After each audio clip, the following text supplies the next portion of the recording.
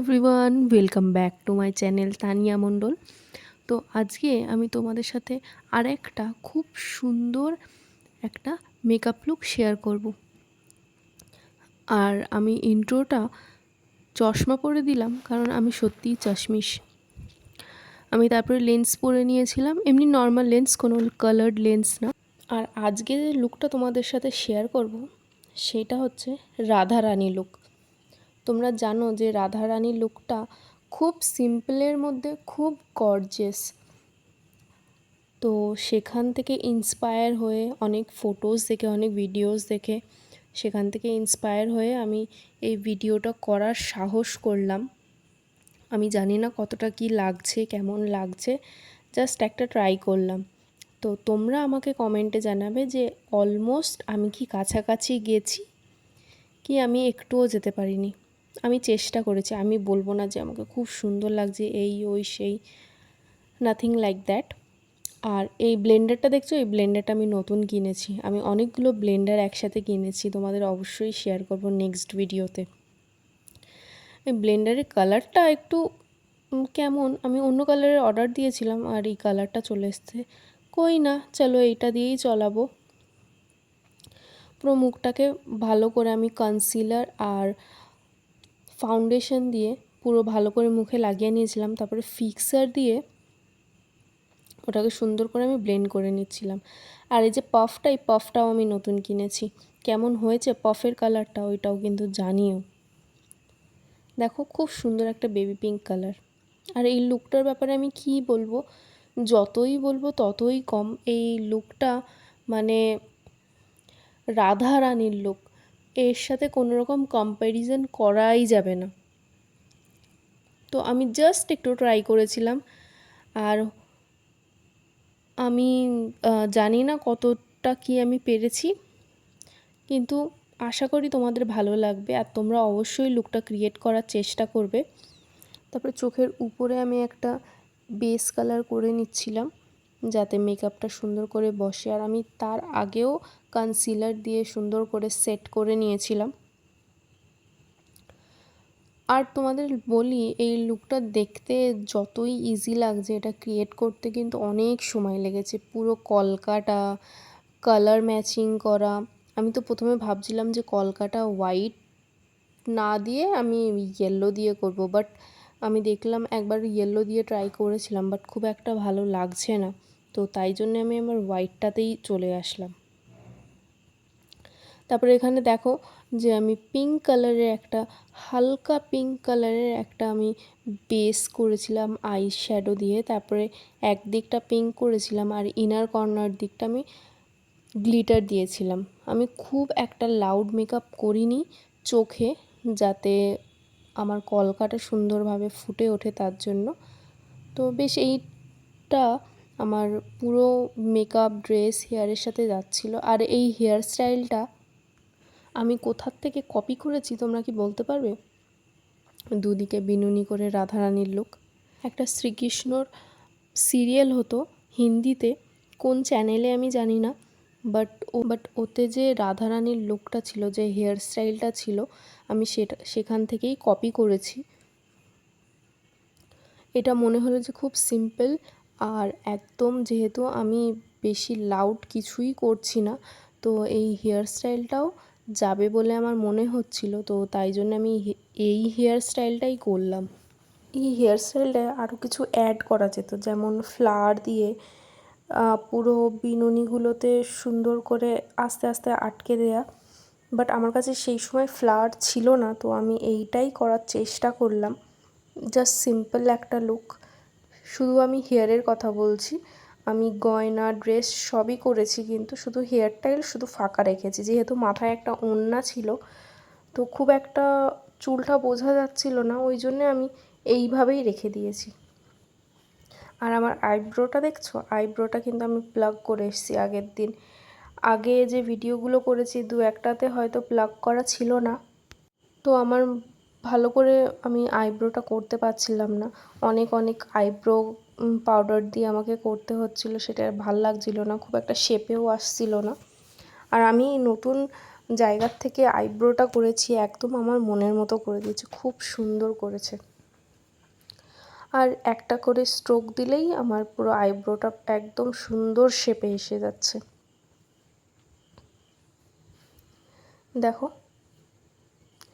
এবার স্টার্ট হবে রাধারানীর মেন যে লুকটা, ওই লুকটা।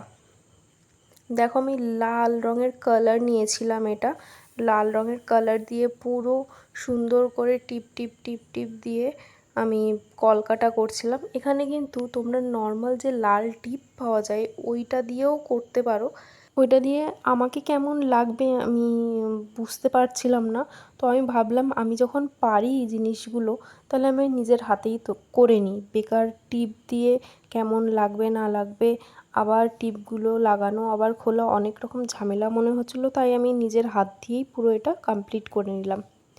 আর একটা জিনিস, শুধু এই লাল টিপগুলোর জায়গায় যে আমি টিপগুলো দিচ্ছি এখানে যদি সাদা সাদা দিতাম তাহলে সেটাও কিন্তু ভালো লাগতো। আমি এখানে লাল মাঝখানে দিয়েছি আর পুরো বর্ডারগুলোতে মানে ফুলের একটা এফেক্ট আনার জন্য আমি সাদা দিয়ে সাইডে করেছি। তো কেমন লাগছে আমাকে অবশ্যই জানাবে। আর পুরো টিউটোরিয়ালটা তোমরা যদি চাও আমি তোমাদের দিয়ে দেবো যে আমি কিভাবে করলাম। এখানে তাও বোঝা যাচ্ছে আমি একটা ইউপিনের সাহায্যে এই পুরো লুকটা করেছি। এইটুকু করেই আমার এত সুন্দর লাগছিল মুখটা, তো আমি তোমাদের পুরো লুকটা দেখানোর জন্য খুব এক্সাইটেড ছিলাম। তো তাড়াহুড়ো করে করছিলাম, জাস্ট এইটুকু করেই মুখটা পুরো চেঞ্জ হয়ে গেছিলো।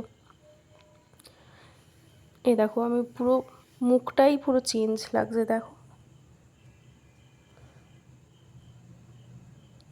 আমার মনে হচ্ছিলো যে মাঝখানে একটা টিপ পরলে হয়তো আরও ভালো লাগতো, বাট এইটাই আমার কাছে সিম্পলের মধ্যে সুন্দর লেগেছে।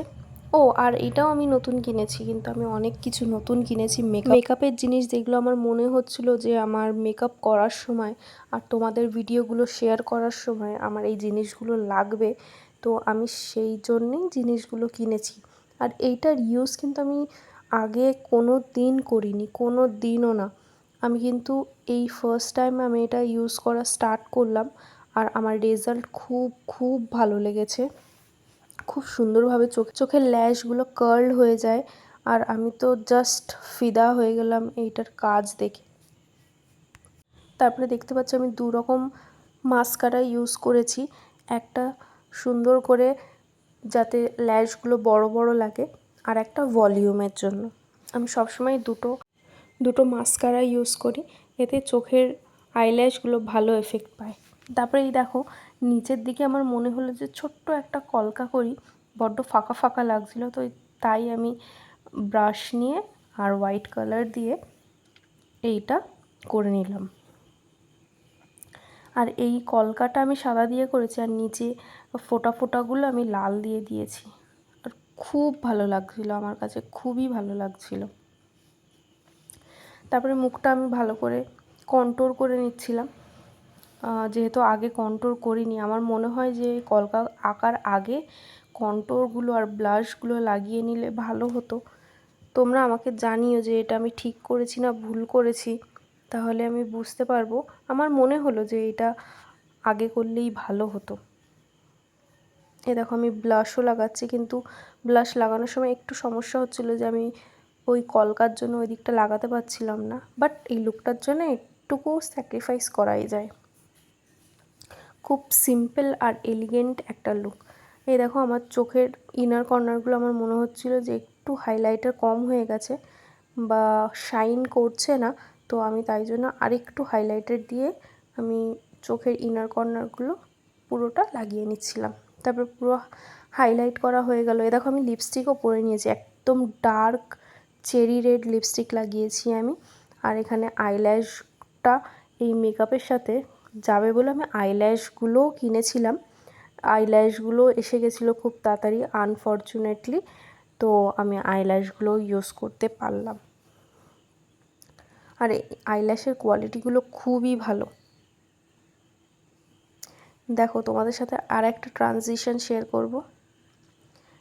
এই দেখো, দুটোতেই হয়ে গেল।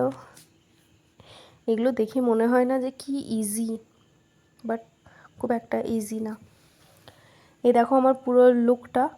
আমার কি লুকটা একটুও কাছাকাছি গেছে? তাহলে তোমরা আমাকে অবশ্যই কমেন্টে জানিও।